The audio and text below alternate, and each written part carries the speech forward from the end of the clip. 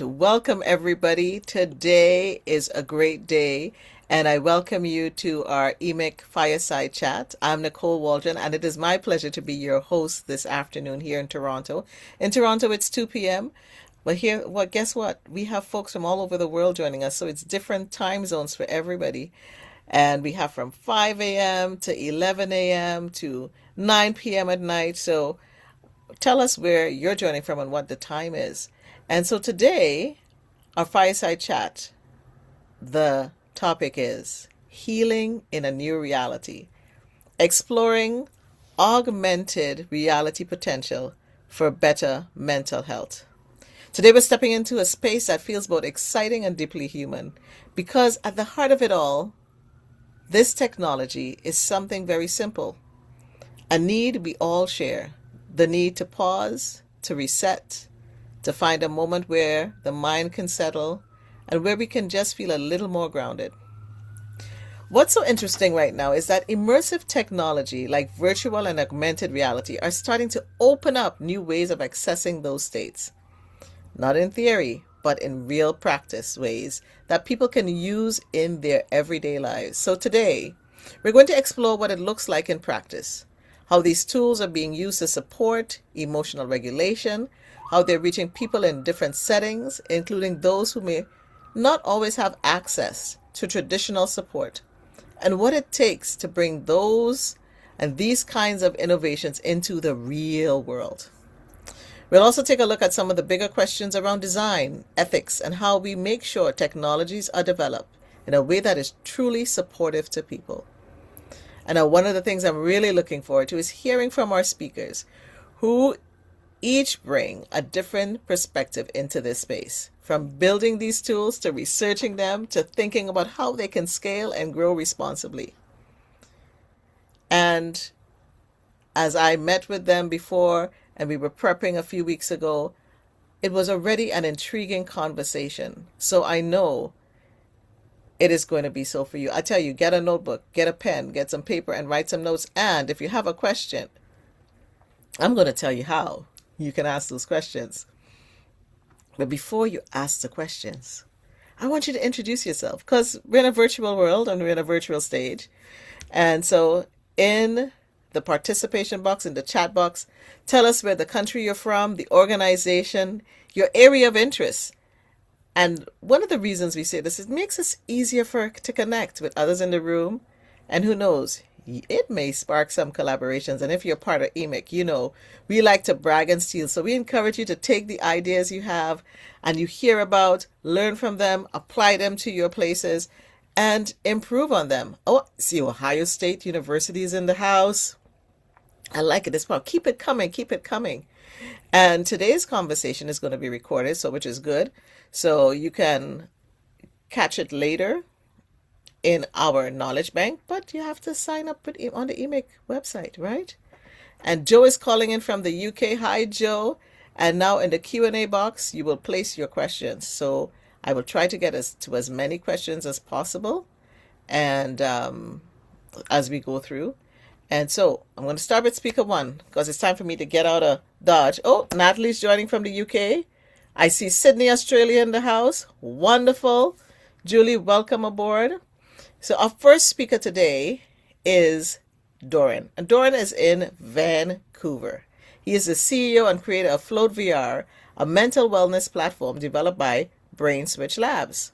With a background in animation, games, and interactive media, he has held creative leadership roles across entertainment industries and is the author of Workflow, a practical guide to the creative process. With Float VR, he combines storytelling and design to create immersive, therapeutic experiences that support attention restoration and make mental wellness more accessible and engaging. I was blown away when I heard about what Doran is doing. Imagine using virtual reality to help our attention spans, the positive things of AI. And so as part of his mission is to raise awareness of directed attention fatigue. You're going to have to tell us what that is, Doran. Direction, attention fatigue, and soft fascination. Doran also engages in public speaking for creators and founders. So Doran, it's over to you. I know you have a short space of time to share what you're doing, but we're going to come back after and we'll do some questions and answers and stuff like that. So, Doran, it is over to you. I'm going to go backstage. Thank you very much, Nicole, and hi everyone. I'll just share my screen here, and hopefully you can see it. Can you see it? All right. I'm gonna hope that we can. Okay, great. So, um, Yes, we can see it. okay, great. So we are living in a rapidly changing world. Everything is less stable. Everything is less predictable. We have to make more decisions. We have more choices, and we have more things to learn all the time just to keep up, just to survive. And at the same time, in the last 20 years, we've lost two-thirds of our attention span. And that combination of those two trends, those two things, is creating a crisis, and the crisis is here. So 30% of us experiencing anxiety and depression symptoms, 50% if you're between 18 and 24. So this problem is getting worse over time, not better. Attention disorders, burnout is through the roof, and all of this is costing us as a society $1 trillion a year in lost productivity globally every year. And as it turns out, the problem of attention, there is a solution. There is actually a way of recharging our attention, and that is something called soft fascination that not enough people know about, unfortunately. And those are basically being in environments and an experience that engage our attention, but don't demand it. They don't arrest it. And so your attention sort of moves between different things. And those would be experiences like walking in nature, like going to a museum, going for a drive, going for a bike ride. All of those things put you in that equilibrium of you're not bored, but you're also not extremely interested. And it turns out there's a very large body of research over many decades that shows that these kinds of experience actually uh, help us reset and recharge, help us reduce anxiety, and improve executive function. What's the problem then? Well, the problem is that going for a park or going to a museum is not always available for all of us for many reasons. It also takes quite a while to really get that reset and that mental recharge that we need. And also, when you get very familiar with that one park that is close enough to your place or your workplace, uh, over time the effect erodes because it gets too familiar. And this is where Float comes in. So Float is actually a soft fascination engine.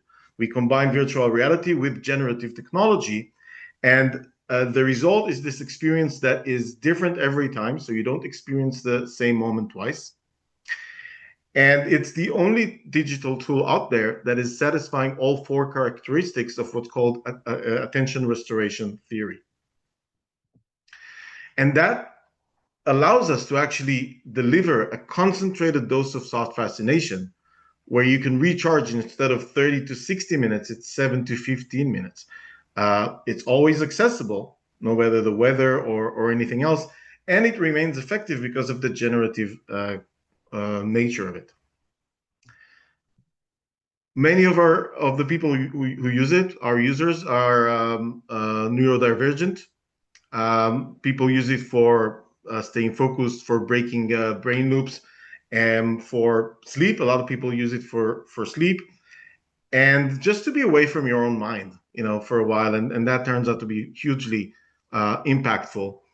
We've done several independent studies.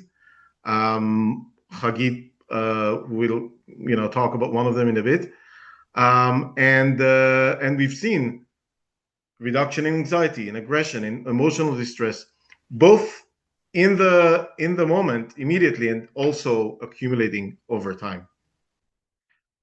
And Float, we're building Float not just as one thing, but as actually as a platform. Because apart from working with users, we've also been working with therapists from day one. And we are working with, we're focusing right now on augmenting, using flow to augment psychedelics assisted therapy and EMDR. And it turns out there's a lot of overlap between what soft fascination does to the brain and what psychedelics do. So there's a natural place there for us to work in.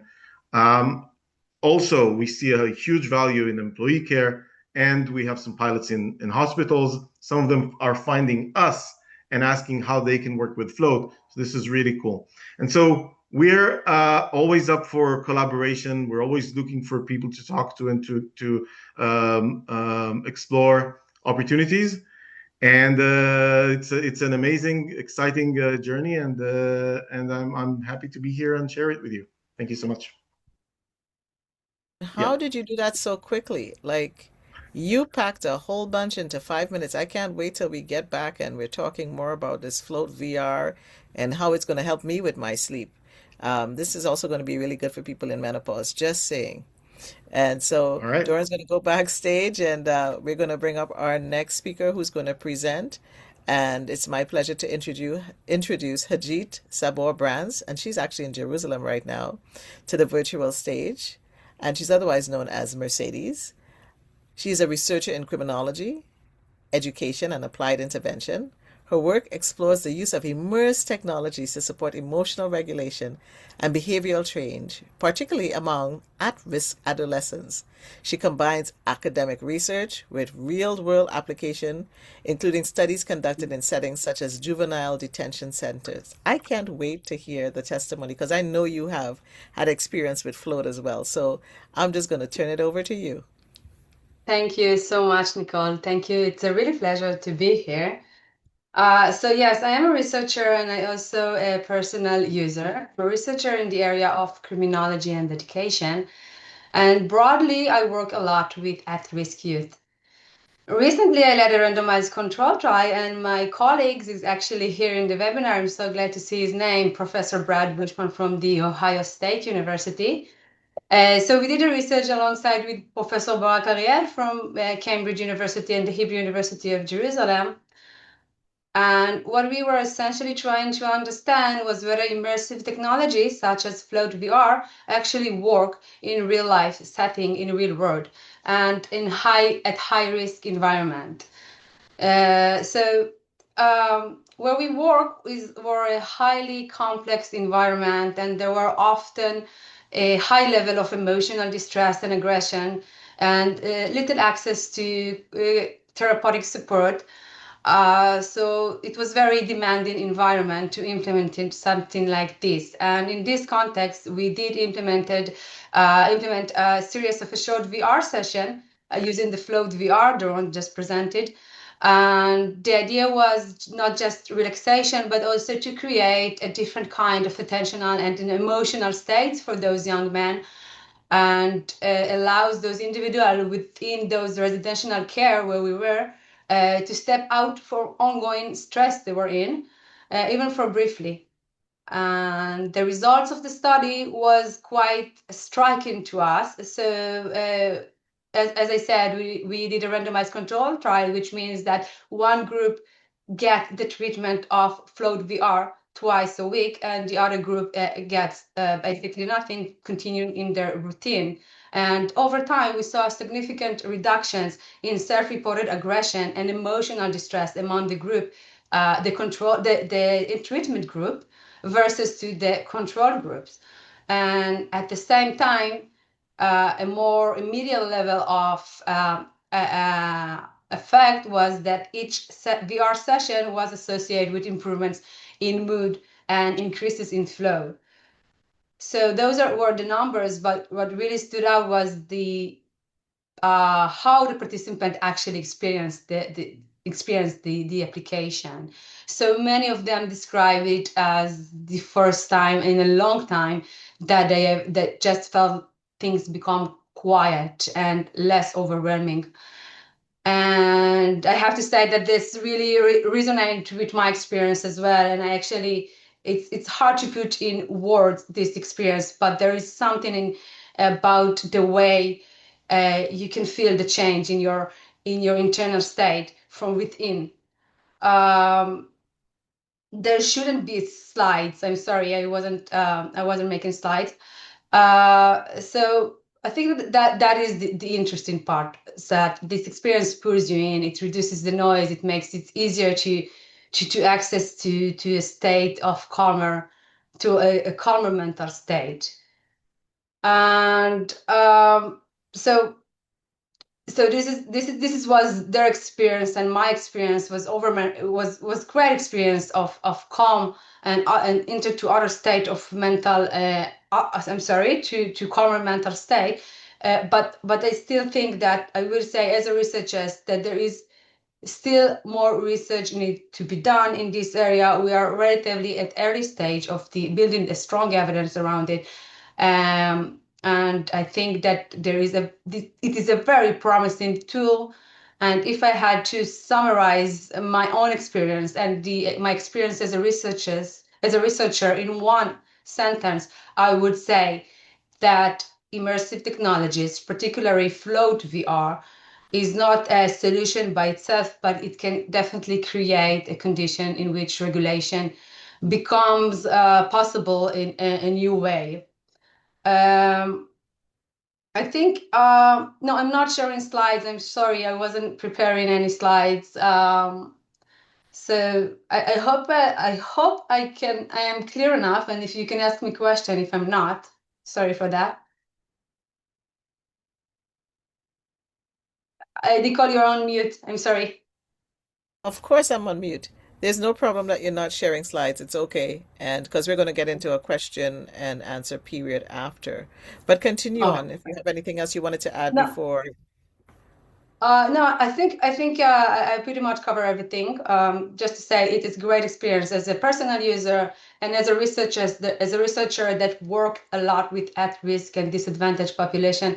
It has been a great tool to help those individuals to regulate their emotion and to enhance their emotional state. Like when I hear Well-being. about this and the research that you guys have done, because you've done both, it really brings a level of hope because we need the new technology to really help individuals. Because as you said, it's not just one thing; it's a correlation of different things. So thank you for sharing that research. It's Thank you. really important. And I'm going to bring Ross on, and I'll see you backstage. And at this Thank you point in so much. time, you're welcome, Hajit. We're going to bring on Ross O'Brien. He's in London right now, and Ross is the co-founder of the HR Health Alliance and a leader in scaling immersive and AI-driven health solution. He has a background in health system innovation. He supports organizations to navigate regulation, build evidence, and bring new technologies into real-world care settings. You got a big job there, Ross.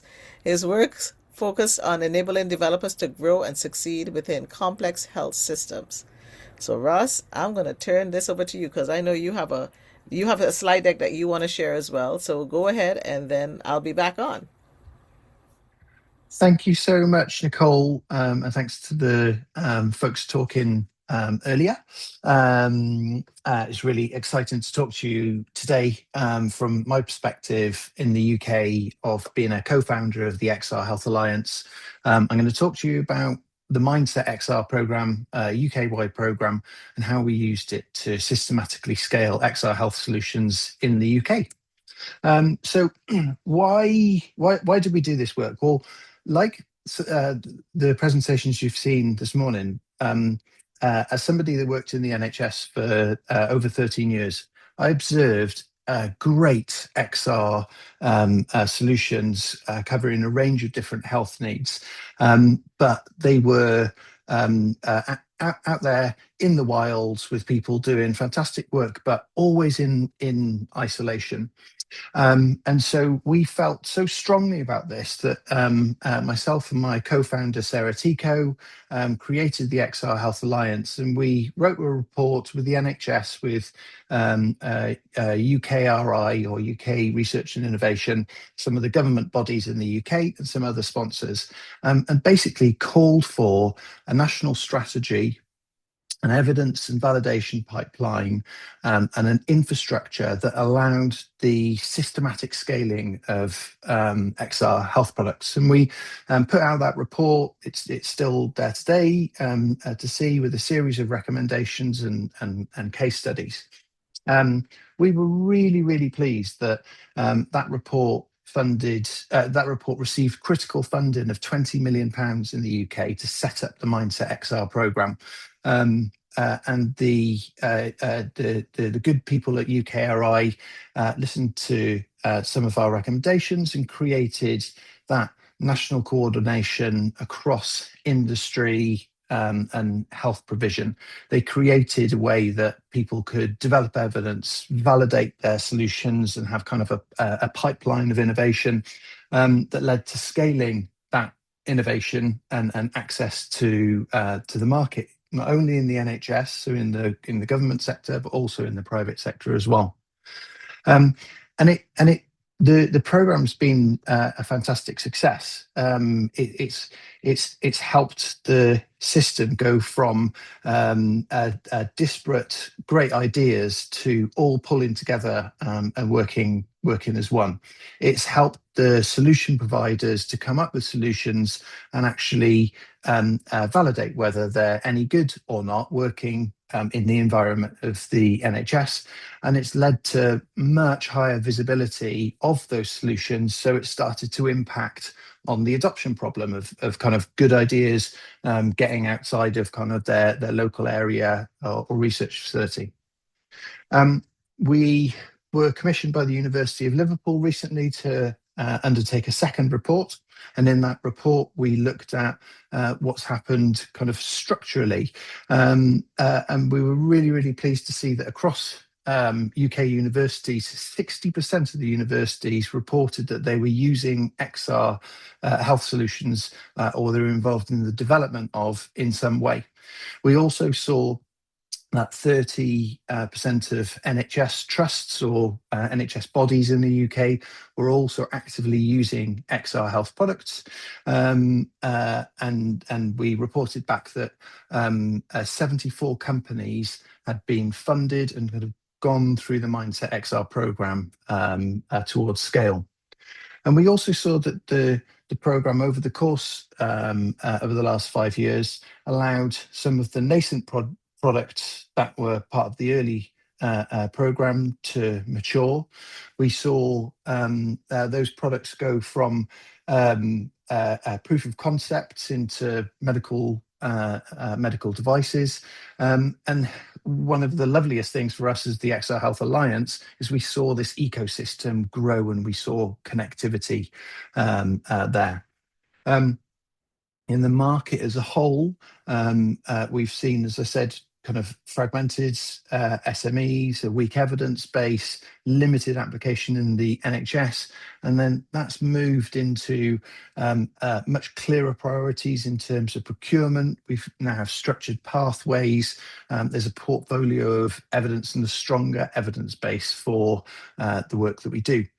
And we've also, because of that kind of de-risking of innovation, we've also seen investors looking to actually put money into the sector. We've seen private sector activity, and there's kind of a signal of intent from the NHS that this is real and something we're going to buy.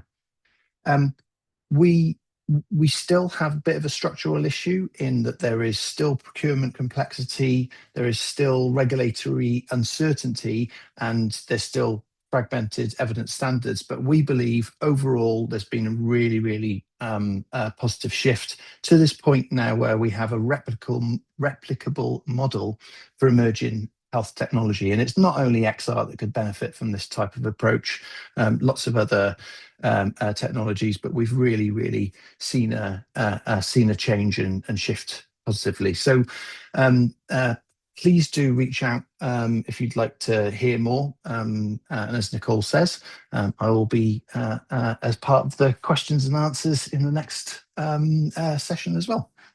Thanks all. Coming into you, Ross, and there is a question for you, Ross. that I'm going to post to you when we do our question and answer. So thank you for that. And you can probably check out the question while you're backstage and Yeah, prepare. thank you. And such great information. How is everybody enjoying what they're receiving so far? Let us know. Let us know what you're curious about, what's just blowing your mind, what you did know, and then, okay, are you doing something like this as well? That's important for us to know because that will be very helpful because we have to collaborate, collaborate, collaborate. And next up is out of Spain is our technically our final speaker, our final panelist. And I'm so excited to hear from Patricia Lack, who is a founder of Metaverse for Good and a specialist in AI, neuropsychology, and ethics.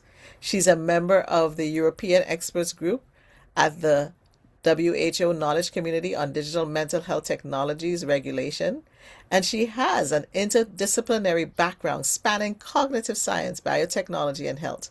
Her work explores identity, data governance, and the societal implications of immersive and neurotechnologies.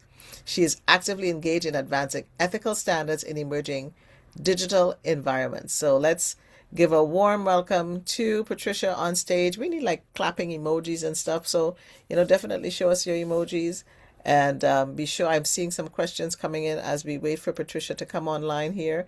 And there's Patricia coming in from Spain. Great to see you, Patricia. And you got to unmute. Thank you so much, Wonderful. Nicole. Thank you Welcome so aboard. much, Olivia, for making this possible, and thank you everyone for joining us, in this webinar. And I don't know if you want to tell me something before I start, Nicole. So, well, I'll go ahead. Well, I'll start by sharing some. Go ahead, Patricia. Go ahead, Patricia. Sorry, I Okay. had to come back to answer your question, but I was backstage. But I'm back. Go ahead. Okay. The stage is all yours. Okay. So I'm not sharing any slides either. Yeah, just wanted to, start by sharing some initial and brief ideas that form the basis of my work. The first deals with the fact that the sense of presence generated in virtual reality environments is based on the same neural circuits that are activated during the exploration of physical space. In the most realistic cases, our brain's perception projects us into a fictional world integrated into our mental map. That's very important, especially when this is accompanied by sensory feedback elements that enhance the experience. In other words, the brain connected to the virtual world operates almost in the same way as it does in the physical world.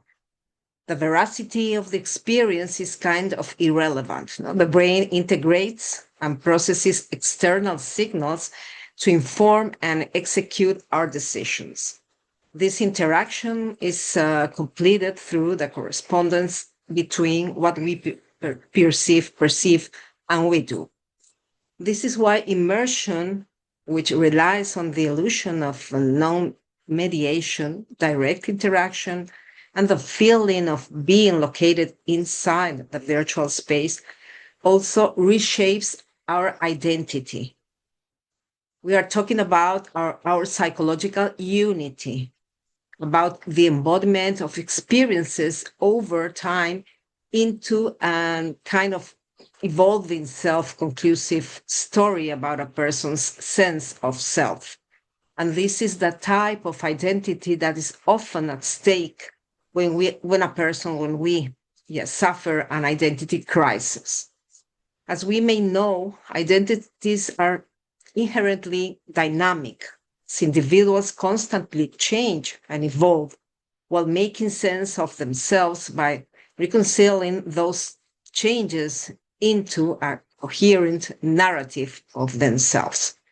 Another key aspect of my work is understanding that our personal identity, the foundations of our inner world, begins to take shape from the very start, which is our DNA. So I will leave you with this brief ideas, and get back to you after to answer your questions in these concerns. Thank you so much. Sorry, guys. Thank you so much, Patricia. I know as every time I come in and off the stage, you hear recording in progress, and that's okay. That was good, and I love how you were just going to tell us a little bit about the ENA. DNA. I'm going to invite the rest of our panelists back onto the stage. Hajit and Ross and Doran, if you can come and join us on stage. We have some discussions we would love to have with you right now, and there are a couple of questions coming in on the chat. And feel free to add any more if you want. And they're great comments I see coming in as well. So, Doran, you framed the attention fatigue as a growing challenge. Can you help us understand a little more of what it looks like in practice? Because I remember you said, when you're walking, you can lose kind of focus. Can you just expand a little bit on that? And when people step into these virtual environments, what shifts are you hoping they experience more of as you learn more about the technology and, as we talk about the brain and the mind? Yeah, great questions. Great questions. Yeah. So, directed attention fatigue. I want to start with what just the mechanics of attention, right? So we have things that sort of demand our attention all over the place around us, but also inside of us. That could be a physical pain. That could be like I had a fight with my girlfriend yesterday, and that's on my mind right now. And all of these things are competing on our attention. And if you think of your attention when you want to focus on something, and that can be work, but it can also be something else. It can also be, for example, to try and make sure that I don't eat that chocolate that I don't need to eat, right? Whatever it is that we need to sort of do that to override our sort of animal system, like that what we would do if we didn't have any control, right? Every time we need to do that, it's an exercise, it's a muscle that we have to kind of concentrate our attention in order to achieve that result. Now, that muscle is a finite resource. And when it's depleted, it's actually a research, it's not just that you're tired. It's a condition called directed attention fatigue, which means that basically executive function is gone. And so it's hard to plan, it's hard to control urges, it's hard to obviously work. You can get irritable, so it actually influences how we interact with other people around us, whether we work from home or at work. So there's a lot of stake at stake here for everyone. So we all experience it. By the way, if you have ADHD, the way I see it now is it's basically chronic directed attention fatigue. So that thing that all of us feel sometimes, you will feel all the time. So so that's the challenge, and it's a huge challenge. And the soft fascination part of things is the way that we can go into nature or do certain things, or even have a conversation with friends, as long as it's sort of a free-flowing conversation kind of thing.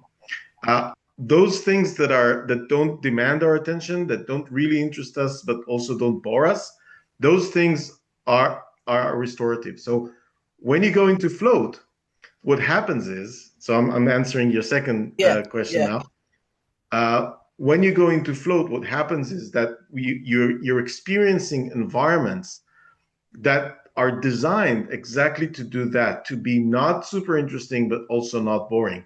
And that equilibrium is going to be different for different people at different times. And so you can actually change the characteristics of the environment, the speed and the amount of stimulus and the type of stimulus. And so,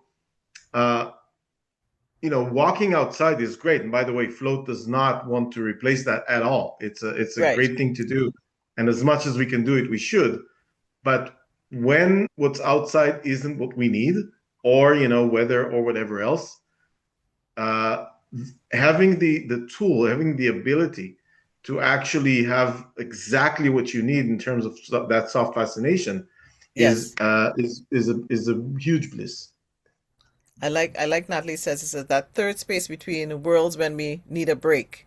That was a Exactly. good Love that. summarization, Natalie. That was really good. And it also tells me too, like, when the weather is bad and you don't want to go outside, depending on where you are in the world or what's happening in your life, and depending on your shifts, it can facilitate so much. You know, Hajid, you experienced the effects directly and studied it in at-risk populations. What stood out for you most in how people responded? Yeah, so I think that what stood out the most was the immediate of the response. I mean, first of all, for those children and adolescents, this kind of experience is naturally engaging. So in that aspect was very positive because working with at-risk adolescents and adolescents in general, it's very hard to make them engage in anything. So Yes. yes, so the starting point was very good. They were quite openly to begin this process, and once they did, the shift in the attention was almost immediate, and you can see their body relax. You can see the stress going out of their bodies. So I think that that was the thing that stood out the most. And in high risk environments, this kind of subjective experience, it's very meaningful in my belief. That's I want to go try it now. I just want to get in there and try it now and bring it to all the young people that I know. But there was a question in the chat from Matt, and he was saying, and Haji, between you and Doran, you can answer this. Were there any patient types it didn't work for or made it worse from your experiences? Hagi, do you want to say from your point of view, and then I'll add from mine? Yeah, so my point of view, I don't have a number, yes, but I don't have a percentage, but most of the people that tried like it. But there were some people that didn't connect to this. They didn't like it. So the thing is that if you like it, you like it. So you can go on with it. If you don't, you don't. So this is an Right. important thing in intervention, for example, because when you put up an effort and money in policy making and practice, and you do an intervention and you don't know who will drop out during the intervention. But once you have this, you pretty much know we had no dropout from the staff of our study, for example. So this is Wow. an amazing. Yes. So at the beginning, if you wanted to be in this, you were there until the end of the study. And obviously, there are some people naturally not very related to this all concept of VR, not Yeah. the flow itself. Well, that would make sense because we're all different in so many ways. And Doran, did you want to add to that? Yeah, so I'm gonna answer from the perspective of actually of therapists working with kids in, by the way, in war zones with float. Mm-hmm. And what we've seen is zero bad result, like anything that was worse. So the baseline, the worst case scenario was that there was no improvement, and they didn't, particularly like 90 something percent of them really liked it, like Yeah. 5 out of 5 kind of thing. Um, and for so some people we know that just on the like on the physical side, some people are Mhm. very sensitive to something touching their face. Yes. Of course, they would have a problem. Some people have vertigo issues, so they would just say, Right. "Oh, this is not making me feel good," and then they're out. But once you're in that and you do enjoy it, by far most people and also kids, but also grown-ups, up to 80 years old and Yes. more. We have users in those ages. Most of the people really enjoy it, and it's helping that you can actually choose an experience, because people with ADHD, something that really really surprised us, is how differently people react to different things. So you have people with ADHD who actually find it really anxiety inducing to be in a relaxing environment, they need a lot of stimulus, and they actually relax in the high stimulus environments. So that adaptability is really helpful for us to serve more people. But yeah, I mean, it's the ratio is pretty good, I have to say. That that would make sense. That totally would make sense. And I see Matt putting a good comment here. One thing about giving technologies to people with ADHD, it can be that it doesn't work for them. They naturally assume that they have done it wrong. So it's a great learning tool to know when we are coming to somebody with neurodivergence, to how we approach it. If we know the questions that I guess now that you're talking about it, the questions one would ask is, do you have vertigo or any things like this, so that you prepare them for the experience, because the brain does what the brain does. I see Patricia nodding her head. Next up, Ross, I have a question for you here. You work closely with organizations trying to bring solutions like this into the real world. What does it really take to support developers to move from a strong product into something that can grow and succeed on that level of scale that is needed? Because Um, like when I think of Dorian and what he's saying, and now I'm thinking of war zones, like this can be everywhere. Like what would you do? Yeah, and it's kind of, it goes back to what I said in my presentation earlier. It's kind of the reason why we're here. So um, back in I think it was around 2018 or 2019, I went to a talk about a guy who'd created a VR product for physical rehabilitation. And he basically made a game where he'd taken the rehabilitation kind of pathway and approach for somebody that had injured their upper limb. And he worked specifically with children. And what he found in that hospital was nobody would kind of go through that process of doing the rehab because it was very painful and very boring. And he simply used VR to kind of mimic the process you would go through when you did the physical rehab. Gave that to kids and said to them, do you like archery? Do you like basketball? Or do you like climbing? So he gave them kind of an option to personalize it for them. And when he put the VR headset on, he found that their tolerance for pain was greatly almost removed, because the pain signals weren't coming through, because the your brain is basically concentrating on what's going on in the VR.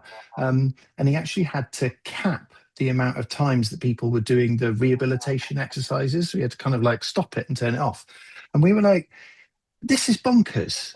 Like, it's so good and it's so effective, and yet it's not like every hospital facility should have this solution or this tool.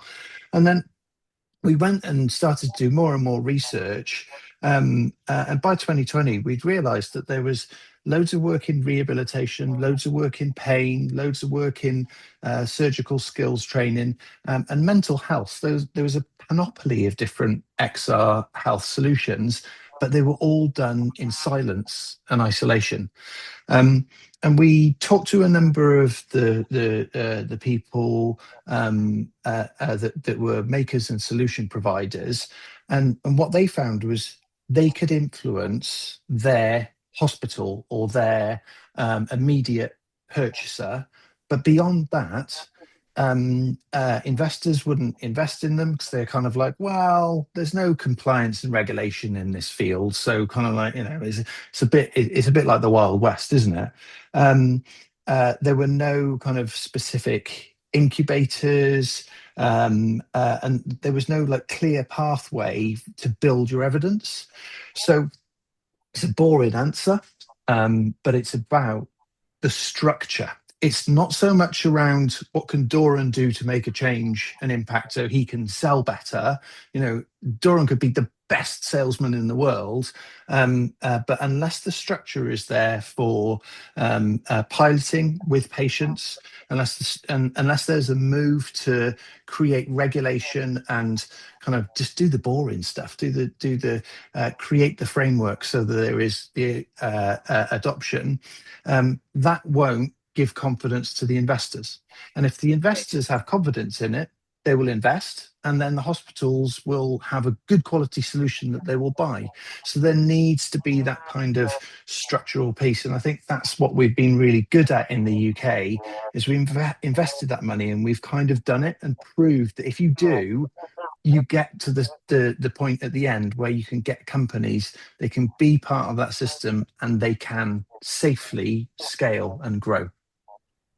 That wasn't actually a boring answer. That was actually a really good answer because I know a lot of people are always worried about, things like the regulations, the guardrails, the safety, the privacy, all the different things. And the fact that you are there with your company, not just building scale, but putting the right things in place and doing the research is important.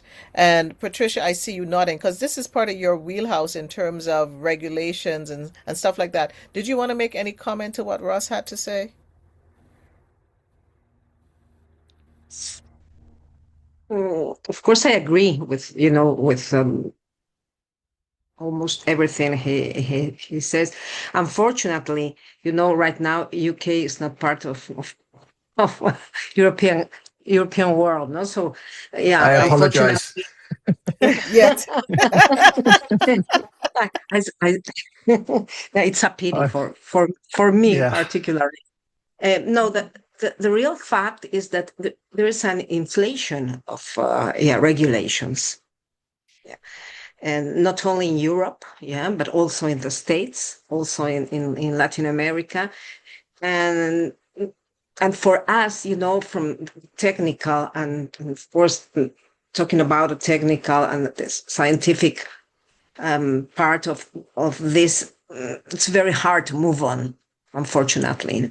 And I don't see, if further steps right now in Europe. We are, implementing European health data spaces that are going to be in place um, before the end of this year. Mm-hmm, Yeah, mm-hmm.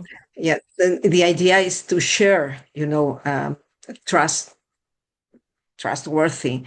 data across all members from European countries. And, unfortunately, we are not going, we are not only facing problems or issues within regulations, but also, technical issues into this kind of interoperability, Mm-hmm, not only mm-hmm. between countries, among countries, but also, for example, in Spain, we have different standards within all cities, and we have a very, very, very important challenge in front of us, and we are trying to standardize, as we say, but unfortunately, until now, we are facing really, really good challenges, no, about it. So, as we say, that's what we would like, no, as Europe would like to move faster, innovation, but it's not so easy due to all these inflation regulations. Oh, thank you for that, because I think this is why it's important to have this global conversation, because as we learn about what each other is doing in the different countries, and this is where I think eMHIC comes into play, where we can have in a technological space, we can really start sharing the data, the research, what is happening, what's working and what's not working. And even though this is a really short conversation, it's a meaty conversation to make people think. And this is where I say to folks, take note of who the individuals we bring onto the webinar, because they are experts in their fields. You're expert in your fields, but when we come together and we collaborate, especially in this mental health space, especially in the digital world where things are moving faster than the speed of light at some times, and we're all trying to keep up, there are people really doing great work to shift the needle. And it's not always about, we've been such a medicine-based way of healing individuals. It is time that we go into the metaverse and do other things as we look at looking at our mental health and wellness. Hajit, I have a question for you here that sticks out to me. When you think about the research, what do you see the biggest gaps are right now? Okay, so I think there is few key gaps, and obviously one is still the question of a long-term effect. This is something we still need to check. We have some promising results, but we only did it in the course of 4 weeks because an ongoing war, and we weren't able Mm. to get into the facilities due to missile attacks. So we stopped at 4 weeks, and we didn't have any follow-up. So this is another thing we should do. Also, I think we should understand more about the mechanism around it, what actually is going on. So we have some good explanation using the general aggressive model and present and flow theory. By the way, general aggressive model by Ederson and Brushman. So we have some interesting explanation in our paper, but we still, I think, need to get more integrated work. And in that aspect, in my opinion, I think we should do multidisciplinary research. I mean to see more about the brain and biological processes to better understand what happening in a deeper level of this experience. It's interesting that all of you have mentioned the brain, and I'm so glad you have because the mind is the brain and the brain is our mind. And this is where our mental health, it really lives. And as I can't believe we've been almost here for an hour and looking for some closing words. But before I go to the closing words, Ross, question for you. How do we ensure developers are supported to meet those expectations as they scale? I know it's a difficult Um, question. meet m- meet the expectations in terms of kind of like quality and ethics and all of the regulatory Yes, standards. yes, yes. So the the most effective way is always to take the clinical and the patient community with you. I think I've observed over the course of the last 5 years a real kind of shift in you only get regulated if you can demonstrate that from inception that the design of your product has patients in the loop, has clinicians in the loop, and so therefore the regulation kind of reflects the real world practice, and I think that really is the key. You need the regulators to work directly with the product makers, but ensure that the product and solution makers are involving clinicians and patients all the way. And to be honest, I've also seen lots of people with great ideas that go out and make a brilliant product, spend a ton of money on it, and then by the time they get it really like perfected and give it to the patients, they're gutted when they turn around and see that the patients just say, "No, it's not good enough," or "Why didn't you think about that?" Or so Oh, wow. it's kind of counterintuitive anyway. So having patients and clinicians all the way along in the design can kind of lead to better quality, robust regulation in for me. That is like the bing bing kind of drop the mic answer right there, Ross, because so many times, even with policies and hospital policies and how we care for our loved ones, caregivers and our loved ones are not included in design, in policy and systems. And at the end of the day, if it's not working for them, then why are you building it? Are you just building it because for you had a great idea, but you have to remember the end user is the person that you have to keep in mind. So as we wind down, here's a question for all of you in 1 minute or less or so for each of you. Looking ahead, what gives you the optimism about the role immersive technologies can play in improving mental health? And where do you see the greatest potential to create meaningful impact at scale? Big question.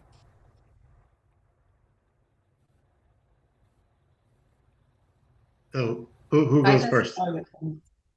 I can start. Haji, Doron, do you want to start? Okay. Haji, go So ahead, and then Doran will jump in. So I think what makes me the optimistic point of view is that this holds such a great potential for promoting greater equity. It make It makes support, and it makes everything more accessible for disadvantaged population and places that they are under-resourced. And I think for me, I really feel we have something here that can help in a large scale if we do it right, in low cost, relatively low cost. Thank you. Doran? Yeah, big question for 1 minute. I'll do my best. So first of all, just what I'm seeing every day around me, just hearing daily people saying this is helping me this way and this way and this way, all these many different ways is just like, there's nothing like it. The other thing is when I thought about float as a tool for therapists, and I talked to therapists, they looked at me like I fell from the moon. Like who are you and what are you talking about? And now you can see that people have heard of it. People are like, oh yeah. So that is a huge shift. Once people already heard of it, and there's some curiosity, and you're not the first one, to ever tell them about that. That makes a huge difference. But on a bigger picture scale, I happen to think that AR and VR technologies, especially AR, is going to be the future of how we interact with the internet. There's going to be good things about that. There's going to be things about that, but it's going to happen. Right. And so what we're building right now is part of the infrastructure of something much, much bigger that's going to happen a little bit further in the future. Not many people see it, unfortunately, but I can see it happening from where I stand. And I think that by focusing on mental health, hopefully we'll be able uh, to not do what we've done with social media and other things over the decades, right? Where we did something first and then it really hurt people mentally, and then we tried to fix it. Here we're kind of actually bringing something good to the table right up front, and hopefully that will become part of the infrastructure of that future technology. Thanks, Doran. And Patricia, what would you like I to would add as we like to, wind down?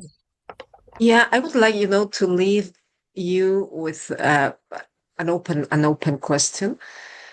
Somehow, I believe, and I think that it's worth asking whether virtual reality can be considered, maybe not strictly, a neurotechnology. Mm, If so, it requires, additional safeguards due to the potential risks associated with the detection, influence, and stimulation of emotional and mental states. It could mm, be, yeah, misuse, of course, or not, no? But we must not ignore that through AI systems and sensors, um, eye biometrics, pupil activity, users' voice, other biological data, it's possible to identify the specific stimulus that triggers emotional responses in real time along not and maybe also with the along with the intensity of the reaction and the behavior associated with it.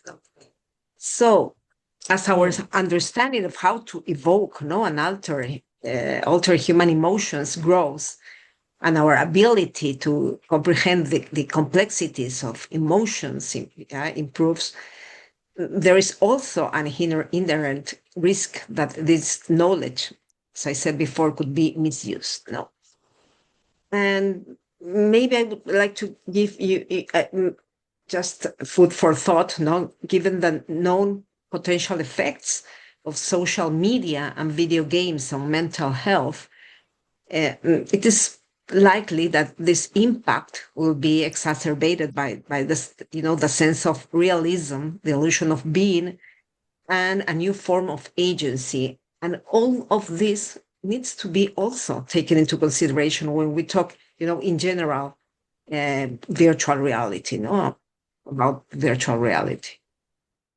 Patricia, wow, you kind of just dropped the mic on us there because I think we're taking note that we need a conversation even more just on this piece. It's so Yeah, significant. It's so yeah, yeah, yeah, significant. yeah, You know, I'm starting to think really. of the robots, and I'm starting even to think of how they're using the robots in Japan and stuff like that. And people are having relationships with, there's so much that we can talk about here. Oh my goodness. Okay, Ross, you're gonna technically have the last word of wrapping us out here. What are you probably forgot the Um, question, so you can just wrap up in your last thinking of what you want shall to I put do? on the table. I can do a dance if you want. Yes, you can do the No. dance. We're dancing together.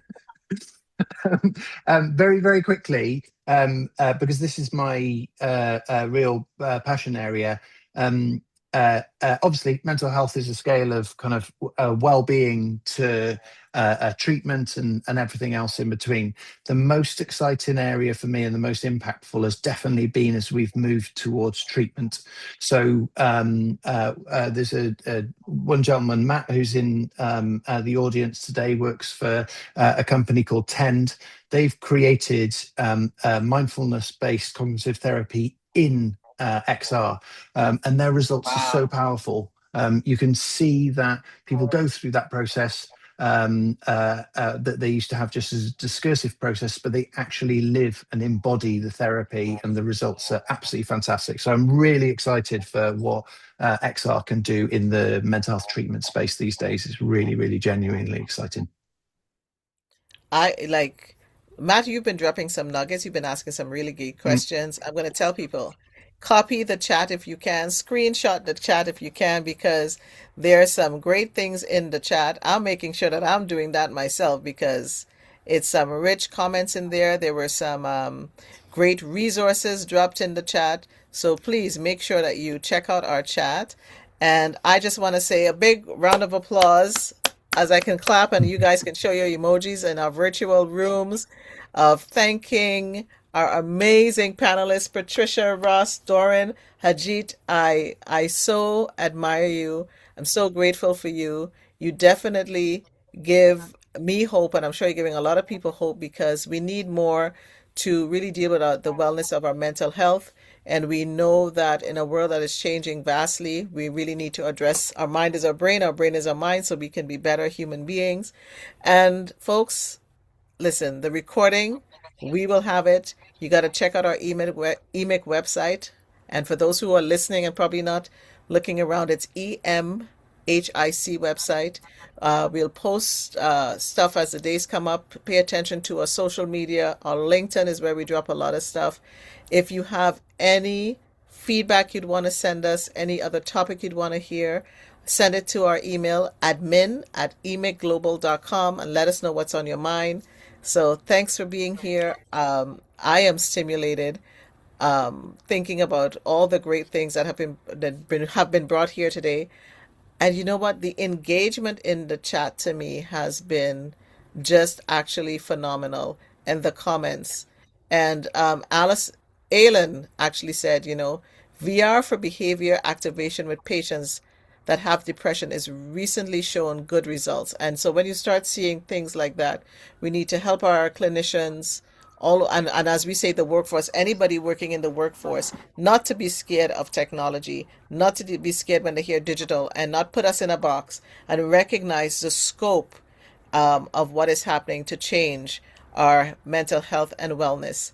So, to everyone Yeah, out yeah. there, have a great evening, afternoon, morning, or good night's rest, depending on where you are. And we'll see you on our next webinar in May. You got to go onto our website, log in, register, and tell a friend. This is Nicole Waldron, and I am your host for eMHIC.